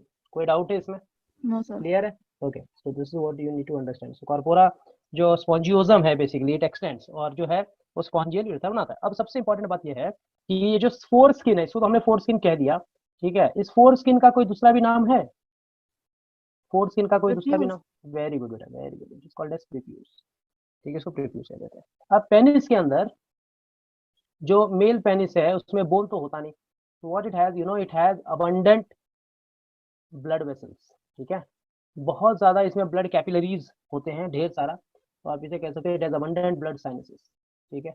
और इसके अंदर जब मेल जो है सेक्सुअली बेसिकली अराउज्ड होगा तो पेनिस जो है इरेक्ट हो जाता है। सो लॉजिकली अगर पेनिस के अंदर ब्लड भरा है तो हम कह सकते हैं द पेनिस बिकम्स इरेक्ट, और जब पेनिस जो है खाली है, मतलब उसके अंदर जो साइनस है उसमें ब्लड नहीं है, तो we can say it is loose. और दूसरी बात, इसका फंक्शन क्या है, तो जब आप पेनिस के फंक्शंस की बात करोगे, so what will be the functions, so we can say सबसे पहला फंक्शन तो ये हो जाता है कि ये मेटिंग के काम में आता है, ठीक है। First function, it is a mating organ, ठीक है। अच्छा, मेटिंग का कोई दूसरा भी नाम है क्या, कोई टेक्निकल नेम है मेटिंग के लिए? Copulation. Copulation. कॉपुलेशन भी है और एक है क्वाइटस कहते हैं, ठीक है। Yes, sir. आपने बताया था. हाँ, क्वाइटस। अच्छा, यहाँ पे जो है मीटिंग ऑर्गन हो गया, इसका दो काम हो जाता है बेसिकली। दूसरा तो एक फंक्शन ये भी है कि it helps in release of sperm and urine, ये इसका दो मेन फंक्शन बन जाता है, ठीक। तो बेसिकली हम लोग जो पढ़ रहे हैं ना ग्लैंड्स के बारे में पढ़ रहे हैं, ठीक है। हमने एक्सेसरी ग्लैंड्स जो है देखे थे, so we are going to study those glands, ठीक है। So whenever it comes to accessory glands, तो जो मेल रिप्रोडक्टिव सिस्टम है ना, उसके पास 3 मेजर ग्लैंड्स हैं और वही 3 मेजर ग्लैंड्स को हमें पढ़ना है। सबसे पहला जो आता है वो आप कहते हो सेमाइनल वेसिकल, ठीक है। तो जैसे ही सेमाइनल वेसिकल की बात आएगी तो सबसे पहली बात तो आपको ये जानना पड़ेगा कि सेमाइनल वेसिकल का पोजीशन क्या है। तो लॉजिकली अगर आपको याद हो तो हमने ये आया, देखो आपका वासा डिफरेंस, फिर यहाँ पे एक एम्प्यूला है, फिर एम्प्यूला थोड़ा सा और आगे जाता है, ठीक है, फिर यहाँ से जो है यूरेथ्रा कनेक्ट हो जाता है, ये इजैकुलेटरी डक्ट बन जाता है, ठीक है। अब देखो यहाँ पे ये इस तरीके से कुछ है, इसका पोजिशनिंग होता है। सो लॉजिकली ये जो पार्ट है ना, ये यहाँ पर जो है there is a connection of seminal vesicle, और ये सारे लेबलिंग्स हमें आने जरूरी है, ठीक है। तो अगर कोई पूछे ये क्या है तब आप कह दो वास डिफरेंस है, कोई पूछा ये क्या है तो आप कह दो एम्प्यूला है, ठीक है। और ये जो 2 सेंटीमीटर का एरिया था इसको हमने पढ़ा हुआ है, इजैकुलेटरी डक्ट है। और ये क्या है, तो ये हमारे काम का चीज़ है जिसको हम कहते हैं सेमाइनल वेसिकल, क्योंकि टॉपिक यही है अपना। और यही जाकर के आगे किसको जुड़ जाता है, यूरेथ्रा। तो हम क्या करते हैं, एक सेमाइनल वेसिकल को ऐसे बाहर निकाल लेते हैं, ये देखो, ये हमने एक को ऐसे बाहर निकाल लिया। तो अगर ध्यान से ऑब्जर्व करोगे ना तो इसमें ऐसे ये एक छोटा सा डक्ट है और डक्ट के बाद जो है ना ये स्ट्रक्चर बना हुआ है, तो इस तरीके से कुछ है। तो जब आप सेमाइनल वेसिकल की बात करोगे तो आप ये कह सकते हो कि ये क्या होता है, तो हम कहते हैं ये है फाइब्रोमस्कुलर पाउच, ठीक है। So I can call this as fibromuscular pouch, ठीक है। Where it is present, so we can say at the posterior side of urinary bladder, so we say present at posterior side of urinary bladder. Posterior मतलब जो है पीछे का हिस्सा हो जाता है। सो posterior side of urinary bladder पे जो प्रेजेंट है वो क्या प्रेजेंट है, आपका सेमाइनल वेसिकल। अगर इसको ध्यान से देखोगे तो ये तो चलो ठीक है, ये सेमाइनल वेसिकल है, ठीक है। इसी सेमाइनल वेसिकल के नीचे जो डक्ट निकल रहा है ना, डक्ट, इसी डक्ट को आप कहते हो सेमाइनल डक्ट। तो लॉजिकली अपने पास 2 ऑप्शन है, एक सेमाइनल वेसिकल और एक सेमाइनल डक्ट, जो जाकर के किसको ज्वाइन हो जाता है, तो हम कहते हैं वासा डिफरेंस और इजैकुलेटरी डक्ट में ज्वाइन होता है। जो सेमाइनल वेसिकल का सिक्रीशन है, ये एक बड़ी बात है, क्योंकि सेमाइनल वेसिकल ग्लैंड है तो जाहिर सी बात है कुछ काम का चीज ही सिक्रीट करेगा। तो याद रखना कि सेमाइनल वेसिकल के सिक्रीशन को हम कहते हैं सेमाइनल फ्लूइड। तो so we put it as seminal fluid. अब जो सीमेन निकलता है इजैकुलेशन पे, तो 100% सीमेन होता है, तो उसमें से सेमाइनल फ्लूइड कितना होता है, तो याद रखना हम कहते हैं 60%। 60% of the secretion of total semen basically जो है वो सेमाइनल फ्लूइड होता है। अब सेमाइनल फ्लूइड में 3 तरीके के केमिकल्स पाए गए हैं, तो उसको मैं शॉर्ट में कहता हूं पी, ठीक है। अब जब FFP की बात कर दोगे तो पहला F जो आता है ना उसे कहते हैं फ्रक्टोज, ठीक है। दूसरा F जो आता है उसे आप कहते हो फाइब्रिनोजेन, इसे कहते हैं फाइब्रिनोजेन। और जो P है ना इसे आप कहते हो प्रोस्टाग्लैंडिन। सो लॉजिकली याद रखने वाली बात यह है कि सेमाइनल वेसिकल के अंदर जो सेमाइनल फ्लूइड है वो 3 तरीके का केमिकल को निकालता है, एक फ्रक्टोज को निकालेगा, एक उसके अंदर फाइब्रिनोजेन होता है और एक प्रोस्टाग्लैंडिन होता है। क्वेश्चन ये उठता है फ्रक्टोज का काम क्या है, तो बहुत सिंपल सी बात है, फ्रक्टोज जो है ये क्या करता है, it provides energy for swimming, ठीक है। जो स्पर्म स्विम करता है फीमेल के रिप्रोडक्टिव ट्रैक्ट में, ठीक है, और वो मूव करता है बेसिकली एग की तरफ, तो it provides energy for swimming to sperm, तो जिसकी वजह से स्विम करके भागता है। अच्छा, एक और यहाँ पे अच्छी बात ये है कि ये जो फ्रक्टोज शुगर है ना इससे भी एक इम्पॉर्टेंट कॉन्सेप्ट जुड़ा हुआ है, ठीक है। फ्रक्टोज शुगर जो है it is used to solve rape case, ठीक है, क्योंकि ये जितने भी रेप केसेस होते हैं ना, जो फीमेल बेसिकली कहती हैं कि उनका रेप हुआ है, कुछ हुआ, तो पहले फ्रक्टोज टेस्ट किया जाता है। फ्रक्टोज टेस्ट मतलब ये कि फ्रक्टोज एक ऐसा शुगर है जो सिर्फ मेल के बॉडी में मिलता है और उसके सीमेन में मिलता है, कहीं नहीं मिलता, ठीक है। तो इम्पोर्टेंट बात ये है, हम ये कह सकते हैं कि fructose is found only in semen of male, ठीक है, उसके बॉडी में भी नहीं मिलता कहीं पर भी, आप बॉडी का ब्लड निकाल लो या कुछ भी निकाल लो, ठीक है, उसमें भी फ्रक्टोज शुगर नहीं है, फ्रक्टोज शुगर सिर्फ उसके सीमेन में है। तो अगर किसी फीमेल ने रेप का चार्ज लगाया तो बेसिकली क्या होता है, पहले उसके वजाना में फ्रक्टोज शुगर चेक किया जाता है, अगर फ्रक्टोज शुगर है that means that she had an intercourse, पहली बात। फिर उसके बाद का प्रोसेस किया जाता है कि वो रेप है या आपस में कंसेंट से है, वो सारी चीजें बाद में तय होती हैं, बट फ्रक्टोज शुगर जो है ये रेप केस में सॉल्व करने में हेल्प करता है, बस खाली इतना आप याद रखिएगा, क्योंकि fructose is the only sugar that is found in this semen, बाकी पूरे बॉडी में ना तो फीमेल के मिलेंगे ना तो मेल के मिलेंगे। और जब आप फाइब्रिनोजेन की बात करते हो, देखो जो स्पर्म बॉडी के अंदर होता है ना, तो वो एक ट्रांसपेरेंट लिक्विड होता है, इट्स अ ट्रांसपेरेंट लिक्विड, लेकिन जैसे ही वो इजैकुलेट होता है, मतलब बाहर जब वो इजैकुलेट आउट होगा तो सारा सीमेन कोएगुलेट होता है। कोएगुलेट होना मतलब जैसे एग होता है, अंडा, अंडा को जब आप कच्चा अंडा फोड़ दो तो गीला गीला निकलता है, लिक्विड होता है वो बेसिकली, जब आप उसे बॉईल कर देते हो तो उसका व्हाइट और योक सब प्रॉपर दिखता है अपने को बॉईल करने के बाद, तो वो क्या हो गया, अंदर के जितने प्रोटीन थे वो कोएगुलेट हो गए, हट के जो है एक साथ जुड़ के एक सॉलिड बन गया, ठीक है। तो वैसे फाइब्रिनोजेन है, तो फाइब्रिनोजेन का मेन फंक्शन ये है, it helps in coagulation of semen, समझे। तो जो स्पर्म्स बेसिकली जो सीमेन बाहर निकल रहा है, जैसे पेनिस से बाहर निकलेगा तो वो जो है कोएगुलेट होता है, और कोएगुलेशन किसकी वजह से है, सिर्फ और सिर्फ फाइब्रिनोजेन की वजह से है। फिर पूछा भाई प्रोस्टाग्लैंडिन का काम क्या है, तो एक बात याद रखिएगा, प्रोस्टाग्लैंडिन जो है it stimulates female reproductive system, ठीक है, ये एक बड़ी बात है, क्योंकि स्पर्म को जब वजाइना के अंदर जाता है ना तो बहुत सारे स्पर्म्स तो वैसे ही मर जाते हैं, क्योंकि फीमेल का वजाइना हाईली एसिडिक होता है, ठीक है। It stimulates female reproductive basically tract, ठीक है, तो फीमेल रिप्रोडक्टिव ट्रैक्ट को प्रोस्टाग्लैंडिन स्टिमुलेट करता है, उसकी वजह से कॉन्ट्रैक्शन होता है, और कॉन्ट्रैक्शन होने की वजह से स्पर्म मूव करता है, और इसी वजह से जो है, इसी कॉन्ट्रैक्शन की वजह से कहीं ना कहीं उन्हें फर्टिलाइजेशन में मदद मिलती है। सो बेसिकली ये सारी चीजें आपको आनी चाहिए with respect to seminal vesicle, it's very important part, ठीक है। सेमाइनल वेसिकल के बाद जो नेक्स्ट है अपना सेकंड पे हमें पढ़ना है वो है prostaglandin, that is point number 2, second basically hormone जो आप ग्लैंड कह सकते हो, it is called as prostate gland, ठीक है। तो जब आप प्रोस्टेट ग्लैंड की बात करोगे तो सबसे बड़ी बात तो ये आती है कि इसका लोकेशन कहाँ है, ठीक है। तो whenever you draw prostate gland ना, देखो ये यूरिनरी ब्लैडर है, और यूरिनरी ब्लैडर के नीचे जो है ये एक लाइन आ गया, देखो ये जो है इजैकुलेटरी डक्ट का कनेक्शन है, तो हम इसको यहाँ ऐसे दिखा देते हैं, this is the connection for ejaculatory duct, और फिर ये यूरेथ्रा कंटिन्यू हो रहा है, ठीक है। तो यहाँ पर जो है ना ये वाला हिस्सा, ये जो पूरा पार्ट है, ये इतना, ये जो है सराउंडेड है बेसिकली किससे, प्रोस्टेट ग्लैंड से, so this is what I can call it as a prostate gland, ये वाले सारे, ठीक है। तो यहाँ पे ये हमने प्रोस्टेट ग्लैंड बना दिया। सो लॉजिकली प्रोस्टेट ग्लैंड का एक अपना रोल है, ठीक है, उसकी अपनी एक अहमियत है। So whenever I talk about prostate gland, इसके अंदर है क्या, so we can put it in this way कि each you can say prostate gland basically it has 20 to 30 separate lobes, ठीक है। तो हम इसको ऐसे कह देते हैं कि prostate gland has 20 to 30 separate lobes, अलग अलग होते हैं बेसिकली, ठीक है, 20 to 30 सेपरेट लोब्स होते हैं, और ये अलग ही खुलते हैं, मतलब एक साथ नहीं निकलते, ठीक है, lobes which opens separately in urethra. ठीक है, तो यूरेथ्रा में जाकर के ये सेपरेटली खुलते हैं। मतलब अगर मैं एक सिंपल सा डायग्राम बना दूं ये वाली, ठीक है, मान लो ये ऐसे प्रोस्टेट ग्लैंड है, तो इसमें ये सब जो है मान लो लोब्स है, तो होगा क्या, ये लोब्स एक दूसरे में इंटरकनेक्टेड नहीं है, ये डायरेक्ट यूरेथ्रा में खुलते हैं ऐसे। ठीक है, ऐसे they are not interconnected to each other, they are separate lobes basically and they directly open into the urethra. तो प्रोस्टेट ग्लैंड से जो फ्लूइड आता है उसे आप कहते हो प्रोस्टैटिक फ्लूइड, ये एक इंपॉर्टेंट वर्ड है। ठीक है, so the prostate gland logically secrete prostatic fluid. Seminal vesicle तो हमने देख लिया था, it was 60% basically seminal fluid, 60% of the total सीमेन।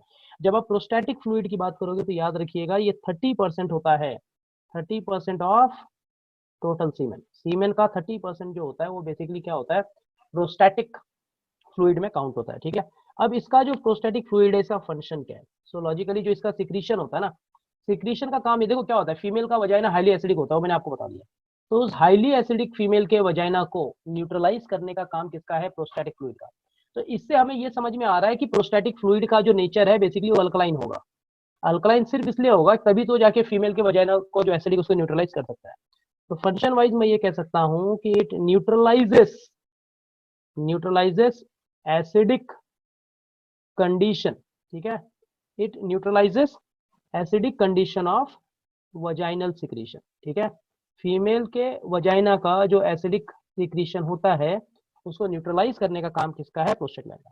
और बेसिकली करता है क्या, वो पीएच को कम करता है, बेसिकली कहां तक लेके आता है, सो कह सकते हैं पीएच 6 to 6.5।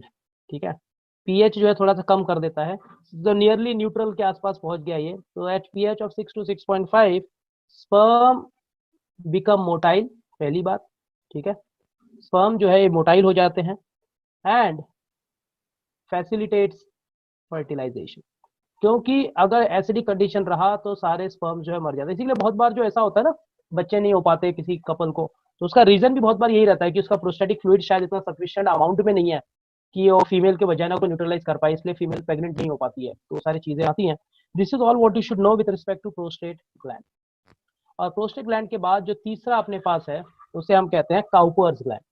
ठीक है, अच्छा इस ये जो है ना, ये काउपर्स ग्लैंड पे ज्यादा करके क्वेश्चन आ जाता है, क्योंकि काउपर्स ग्लैंड का एक दूसरा भी नाम है और वो हिसाब से इसको जो है टारगेट किया जाता है। काउपर्स ग्लैंड का दूसरा नाम, so it is also known as bulbo urethral gland.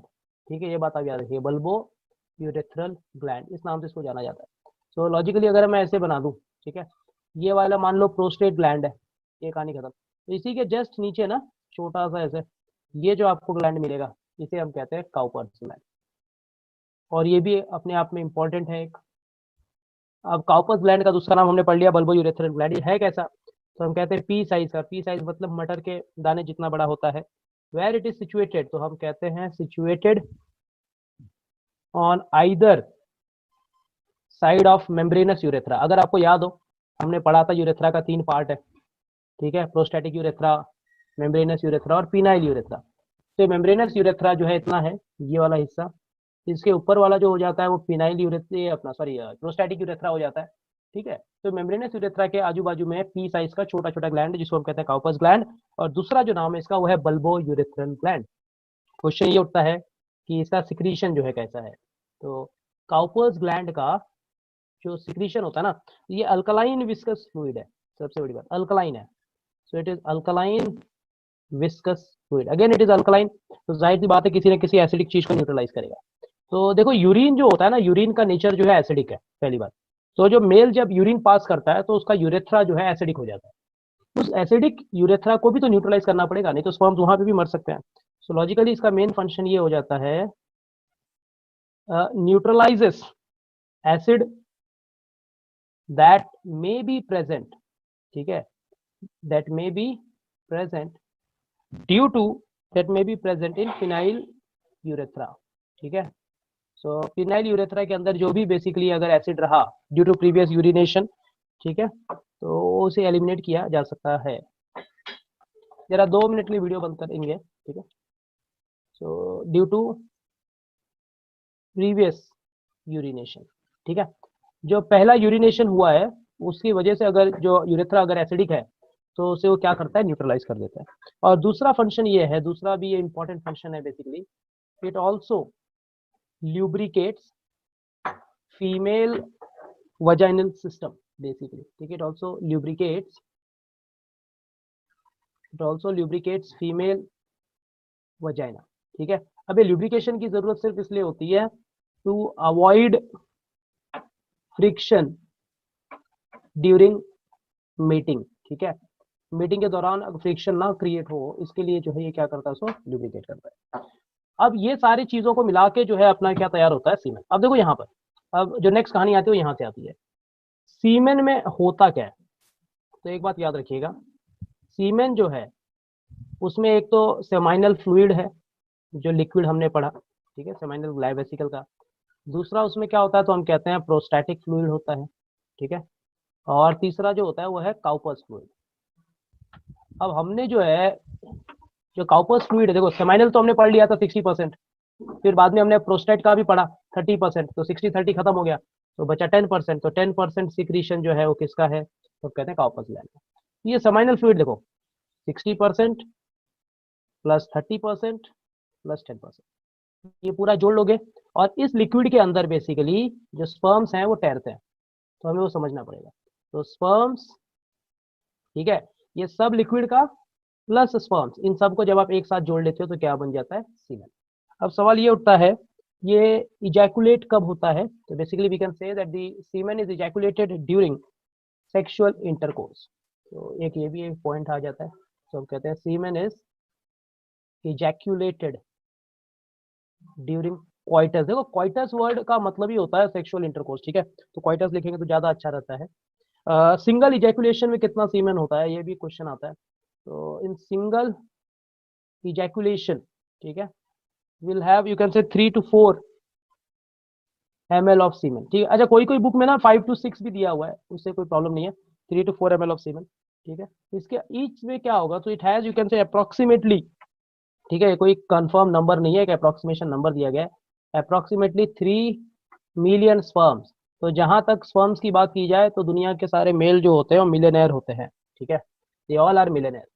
बस अब इसमें से होता क्या है, वो सारा मिलियंस ऑफ स्पर्म भी वो एंड में फीमेल को ही दे देते हैं, ये एक दुख वाली बात है। They have to, they can not keep anything with them, they have to give everything to female, you know. So you can put it in this way, only one sperm fertilises the egg, ठीक है। एक भाग्यशाली विजेता होगा जो इस egg को fertilise करेगा, बाकी सब के सब जो है फेल हो जाते हैं।